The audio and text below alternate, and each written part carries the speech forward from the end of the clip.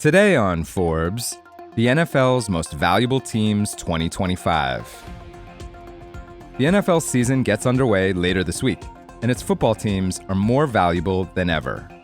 Last August, the Dallas Cowboys became the first pro sports team ever worth $10 billion. But a handful of stake sales around the NFL over the past 12 months, as well as the $6.1 billion sale of the NBA's Boston Celtics and the $10 billion deal for the Los Angeles Lakers, have shown that investors are more desperate than ever to join the sports franchise dogpile. And the Cowboys have now galloped right past the $11 billion and $12 billion thresholds on the way to their latest financial first down. For the 19th straight year, Dallas is the NFL's most valuable team, worth $13 billion, according to Forbes estimates, up 29% from 2024 and double its valuation from just 4 years ago. And the Cowboys have new company in the $10 billion club, with the Los Angeles Rams now worth $10.5 billion and the New York Giants close behind at $10.1 billion. All 32 NFL teams are worth at least $5 billion for the first time, with the Cincinnati Bengals setting the floor at $5.25 billion, a figure that surpasses all 32 NHL clubs in Forbes' ranking last year and all but 7 franchises across the most recent NBA and MLB valuation lists.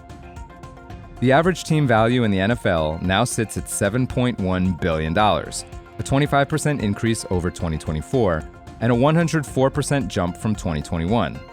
And league-wide revenue climbed to an estimated $21.2 billion during the 2024 season, rising 74% over the same 4-year period.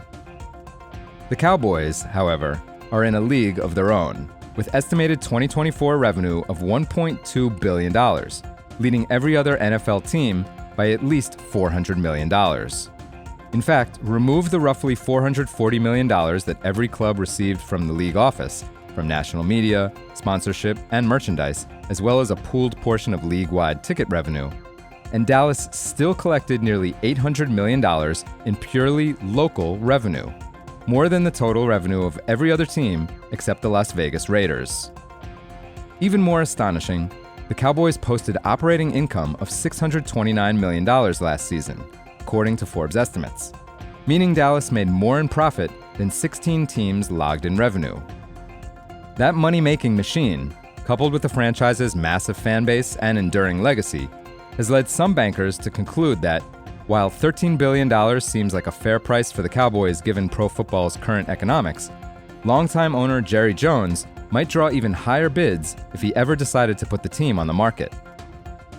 It's not just Dallas that has an astronomical price tag, either. Miami Dolphins owner Stephen Ross sold a 13% stake in his holding company, which also includes Hard Rock Stadium and Formula One's Miami Grand Prix, at an $8.1 billion valuation in December. That was the same month the Buffalo Bills fetched $5.8 billion in a deal for 20.6% of the team, and the Philadelphia Eagles sold off 8% at an $8.3 billion valuation.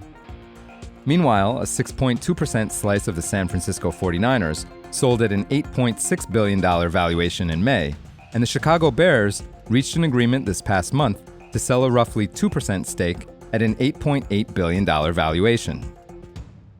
The lure of NFL ownership starts with the league's national media deals, which took effect in 2022 and 2023 and locked in $125.5 billion in revenue over the next decade.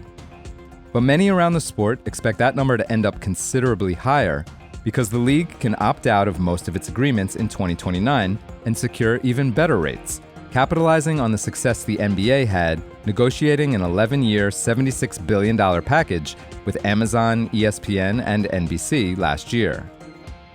And football has plenty of room to grow internationally, where the NFL's broadcast rights are negligible, and teams have only recently started to devote real resources as part of the league's global markets program.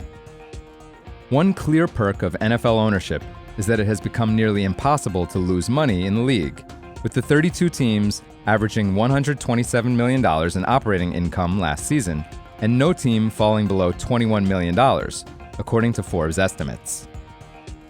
For full coverage and to see the whole list, check out Justin Teitelbaum and Brett Knight's piece on Forbes.com. This is Kieran Meadows from Forbes. Thanks for tuning in.